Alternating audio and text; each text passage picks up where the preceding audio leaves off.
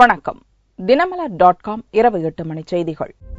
முக்கிய நிகழ்வுகள். தமிழக காங்கிரஸ் தலைவராக EVKS இளங்கோவன் நியமனம். கட்சி மேலிடத்துக்கு எதிராக போர்க்கொடி உயர்த்தியுள்ள வாசன். புதுக்கட்சி குறித்து நவம்பர் 3ஆம் தேதி முடிவு. இலங்கை நீதிமன்றத்தால் தூக்கு தண்டனை விதிக்கப்பட்ட மீனவர்களை மீட்க கோரி போராட்டம் தீவிரம். தங்கச்சிமடம் பகுதியில் மீனவர்கள் உண்ணாவிரதம். ஆவின் பால் விலை உயர்வு அமல். பால் சார்ந்த பொருட்களின் விலையும் உயர்ந்ததால் பொதுமக்கள் அதிர்ச்சி. விரிவான செய்திகள். தமிழகத்தில் கட்சி மேலிடத்துக்கு எதிராக முன்னாள் மத்திய அமைச்சர் வாசன் போர்க்கொடி உயர்த்தியுள்ள நிலையில் காங்கிரஸ் கட்சி பிளவுபடும் சூழ்நிலை உருவாகியுள்ளது. லோக்சபா பொதுத் தேர்தல் முதலே காங்கிரஸ் மேலிடத்துடன் முன்னாள் மத்திய அமைச்சர் வாசனுக்கு கருத்து வேறுபாடுகள் ஏற்பட்டன. அப்போதே புதுக்கட்சி துவக்கும் பரபரப்பு ஏற்பட்டது. ஆனால் தேர்தலில் போட்டியிடாமல் ஒதுங்கிய வாசன் பிரச்சாரத்தில் கவனம் செலுத்தினார். இந்நிலையில் கட்சி மேலிடத்துடன் மீண்டும் ஏற்பட்ட மோதலை அடுத்து வாசனின் ஆதரவாளரான தமிழக காங்கிரஸ் தலைவர் ஞானதேசிகன் ராஜினாமா செய்தார். இதை உடனடியாக ஏற்ற கட்சி மேலிடம் புதிய தலைவராக EVKS இளங்கோவனை அறிவித்தது. இந்நிலையில் சென்னையில் செய்தியாளர்களை சந்தித்த வாசன் தனி கட்சி துவக்குவது குறித்து நவம்பர் 3ஆம் தேதி தனது முடிவை அறிவிக்க இருப்பதாக தெரிவித்துள்ளார்.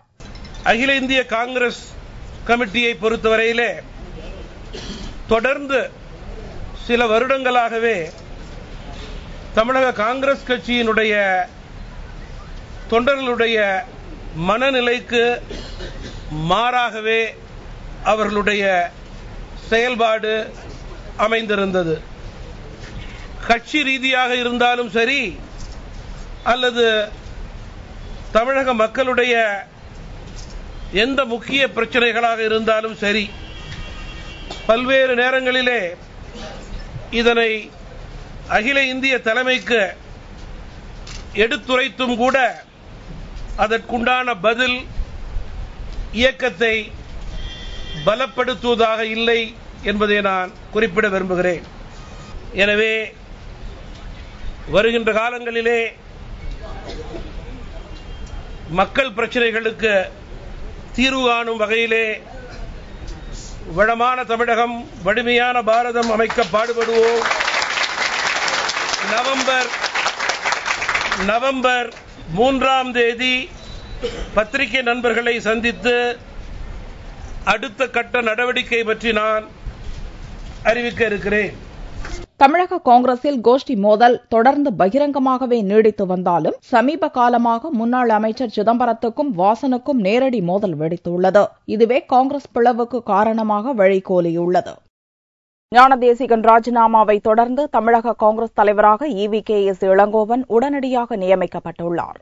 தமிழக காங்கிரஸ் தலைவராக இருந்த வாசன் ஆதரவாளர் ஞானதேசிகன் தனது பதவியை ராஜினாமா செய்வதாக கூறி அகில இந்திய காங்கிரஸ் தலைமையகத்திற்கு கடிதம் அனுப்பினார். தொடர்ந்து வெள்ளியன்று செய்தியாளர்களை சந்தித்த ஞானதேசிகன் கட்சி மேலிடம் தன்னை கலந்து ஆலோசிக்காமல் பல்வேறு நடவடிக்கைகளை எடுப்பதாக குற்றம் சாட்டினார். கட்சி செயல்பாடுகள் தொடர்பாக ஞானதேசிகன் கடும் அதிருப்தி தெரிவித்திருந்த நிலையில் அவரது ராஜினாமாவை ஏற்பதாக அறிவித்த டெல்லி மேலிடம் தமிழக காங்கிரஸ் தலைவராக EVKS இளங்கோவனை நியமித்து உத்தரவிட்டது. அரசியல் பாரம்பரியம் கொண்ட இளங்கோவன் அதிமுக மற்றும் திமுக உட்பட யாராக இருந்தாலும் கடுமையாக விமர்சிப்பவர். அதிரடிக்கு பெயர் போன இளங்கோவனை டெல்லி மேலிடம் அவசரமாக அறிவித்தது குறிப்பிடத்தக்கது. கட்சி மேலிடத்தில் ஒப்புதலோடு இளங்கோவனை நியமிப்பதாக தமிழக காங்கிரஸ் கட்சியின் பொறுப்பாளர் முகுல் வாஸ்னிக் அறிவித்துள்ளார். தமிழக காங்கிரஸ் தலைவராக நியமிக்கப்பட்டுள்ள இளங்கோவனுக்கு வாழ்த்து தெரிவித்துள்ள ஞானதேசிகன் தான் சோனியா, ராகுலை விமர்சிக்கவில்லை என்று விளக்கமளித்துள்ளார். அதே நேரம் அவர்களை சுற்றியிருப்பவர்களின் செயல்பாடுகளை சுட்டிக்காட்டியதாகவும் ஞானதேசிகன் விளக்கமளித்துள்ளார்.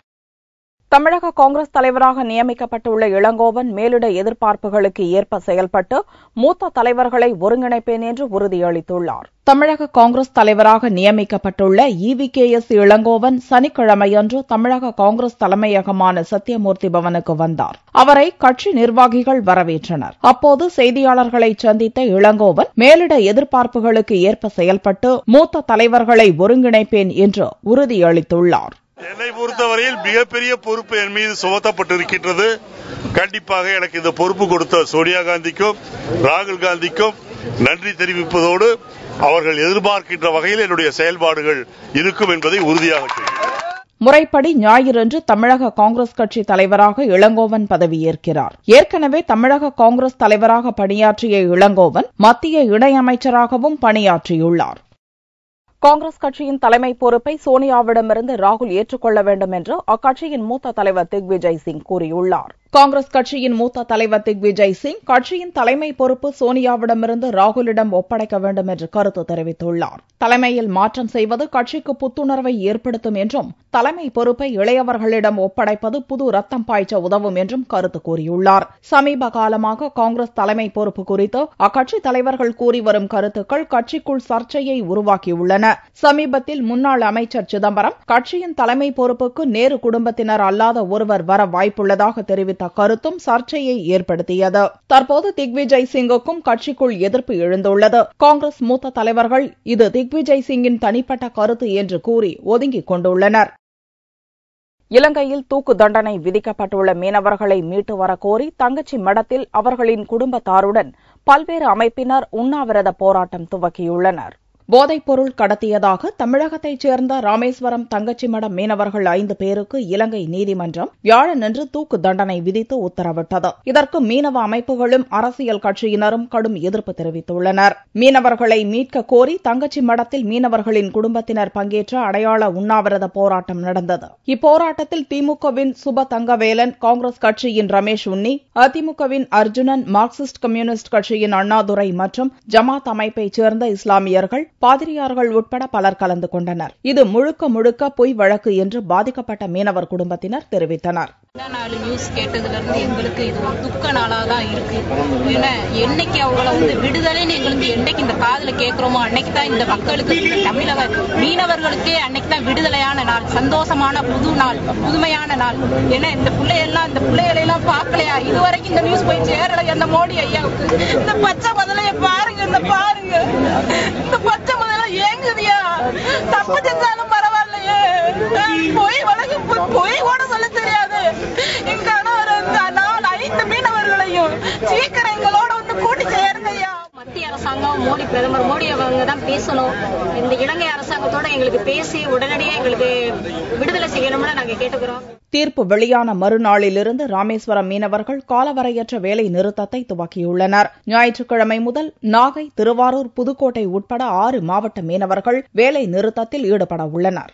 வரும் 6ஆம் தேதிக்குள் மீனவர்களை விடுவிக்க நடவடிக்கை எடுக்காவிட்டால் அடுத்த கட்ட போராட்டம் தீவிரப்படுத்தப்படும் என்று மீனவ அமைப்புகள் தெரிவித்துள்ளன. இந்தியாவைச் சேர்ந்த மீனவர்களுக்கு இலங்கையில் தூக்கு தண்டனை விதிக்கப்பட்ட விவகாரத்தில் மத்திய அரசு இலங்கைக்கு அழுத்தம் தர வேண்டும் என்று வலியுறுத்தப்பட்டுள்ளது. இது தொடர்பாக ஞாயிறன்று தமிழக முதல்வர் பன்னீர்செல்வத்தை மீனவ அமைப்பினர் சந்திக்கின்றனர். மேலும் 13 மாவட்ட மீனவர்கள் 5ஆம் தேதி மாநிலம் தழுவிய போராட்டம் நடத்தப்போவதாகவும் அறிவித்துள்ளனர். 7ஆம் தேதியன்று பார்லிமெண்டை முற்றுகையிட்டு இந்திய மீனவர்களை விடுவிக்க கோரி போராட்டம் நடத்தப்படும் என்று விசைப்படகு மீனவர் சங்க பிரதிநிதிகள் அறிவித்துள்ளனர்.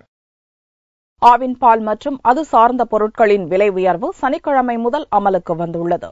ஆவின் பால் விலை உயர்வு நவம்பர் 1ஆம் தேதியான சனிக்கிழமையன்று அமல்படுத்தப்பட்டது. இதன்படி சமன்படுத்தப்பட்ட நீல நிற ஆவின் பால் பாக்கெட் அட்டைதாரர் விலை அரை லிட்டருக்கு 17 ரூபாய், நிலைப்படுத்தப்பட்ட பச்சை நிற ஆவின் பால் பாக்கெட் அரை லிட்டர் 19 ரூபாய் 50 காசுகள், முழு கொழுப்பு நிறைந்த ஆரஞ்சு வண்ண ஆவின் பால் 21 ரூபாய் 50 காசுகள் மற்றும் இருநிலை சமன்படுத்தப்பட்ட மெஜந்தா நிற ஆவின் பால் அரை லிட்டர் 16 ரூபாய் 50 காசுகளுக்கு விற்பனை செய்யப்பட்டது. இதன் மூலம் குறைந்தபட்சம் மாதந்தோறும் 300 ரூபாய் அதிக விலை தர வேண்டியுள்ளது. இந்த விலை உயர்வு அதிர்ச்சி அளிப்பதாக ஆவின் பால் நுகர்வோர் தெரிவித்தனர். 10 ரூபாய் ஏத்தனா எங்களால எப்படி வாங்க முடியும்? நாங்க இருக்கப்பட்டவங்களா தான் பரவாயில்ல. அன்னாட காட்சிக்கு இந்த மாதிரி வாங்க முடியுமா?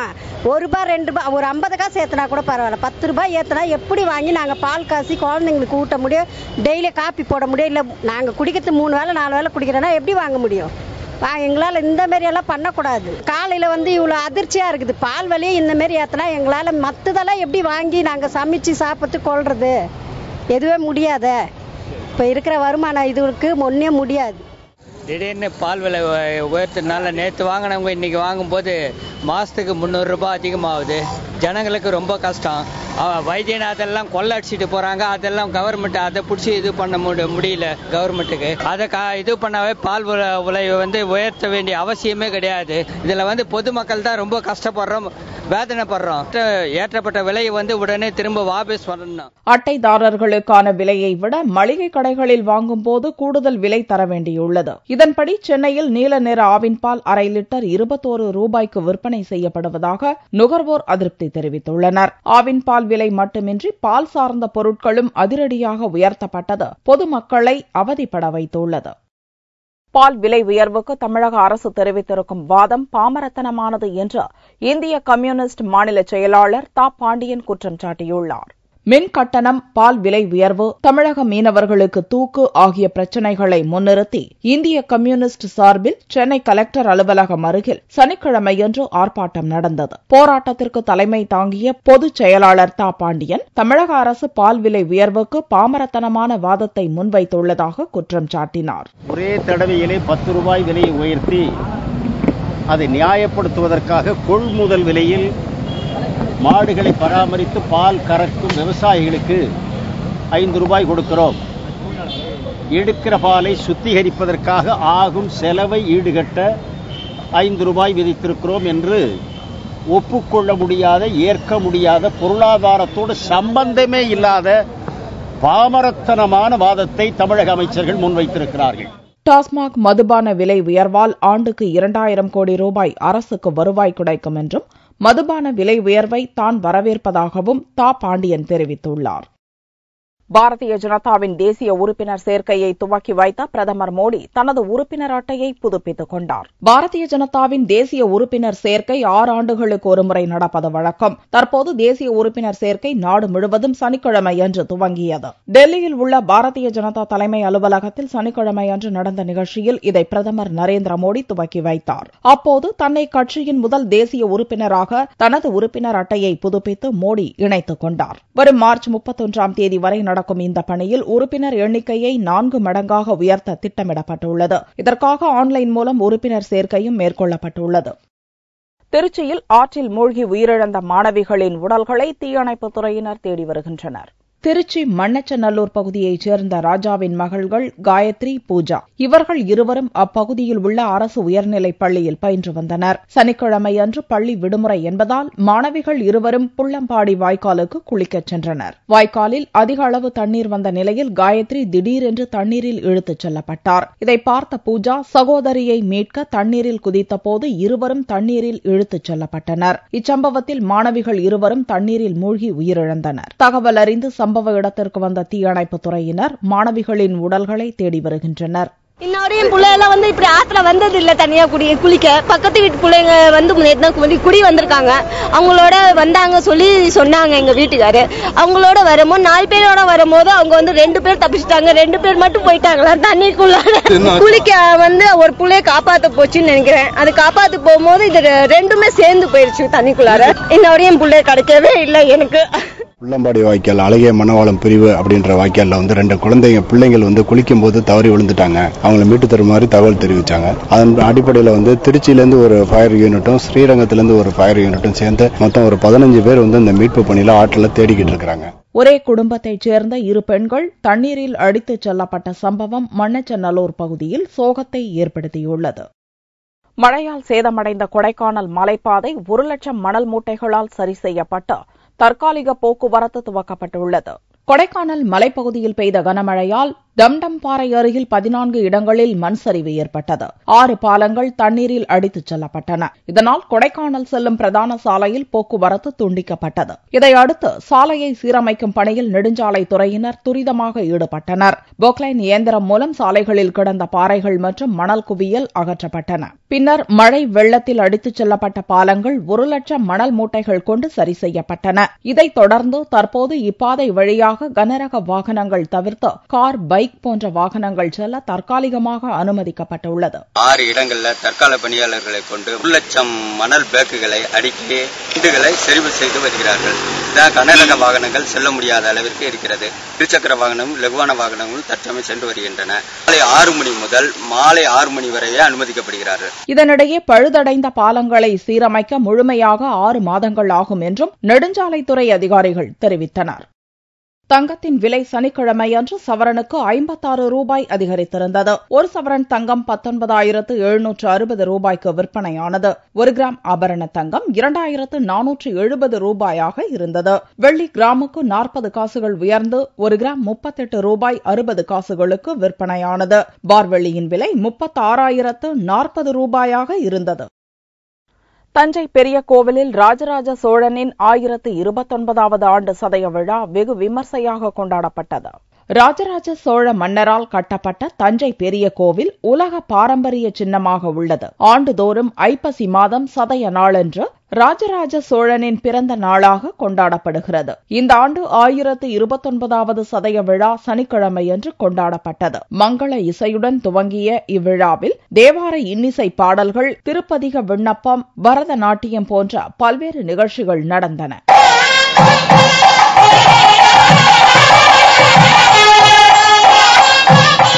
தஞ்சை பெருவுடையார் ஆலயத்தில் மாமன்னன் ராஜராஜ சோழனுடைய 1029ஆம் ஆண்டு சதய விழா அரசு விழாவாக மிகவும் சீருடன் சிறப்புடன் நடைபெற்றது. இவ்விழாவை முன்னிட்டு ராஜராஜ சோழனின் திருவுருவ சிலை வண்ண மின் விளக்குகளால் அலங்கரிக்கப்பட்டிருந்தன. விழாவில் கலெக்டர் சுப்பையன், சதய விழா குழு தலைவர் தங்கமுத்து உட்பட பலர் கலந்து கொண்டனர். மீண்டும் செய்திகள் இந்திய நேரப்படி ஞாயிற்றுக்கிழமை மாலை 4 மணிக்கு. வணக்கம்.